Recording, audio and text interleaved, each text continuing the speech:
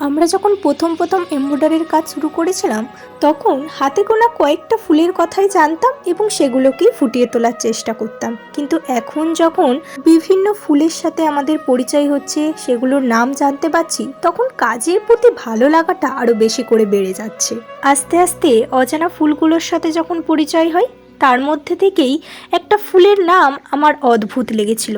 তার নামই হচ্ছে ওভেন পিকট। যাই হোক, ফুলের নামটা একটু অদ্ভুত ঠিকই, কিন্তু ফুলটা খুব সুন্দর দেখতে। আজ ভাবলাম তোমাদের সাথেও ফুলটার পরিচয় করিয়ে দিই। তবে কি, ফুলটা যখন আমি সেলাই করছিলাম তখন আমার একদমই কঠিন মনে হয়নি, খুব ইজি একটা ফুল। আমি পরপর স্টেপ তোমাদেরকে ভিডিওর মাধ্যমে দেখানোর চেষ্টা করেছি, তোমরাও চাইলে ক্রিয়েট করতে পারো ফুলটাকে।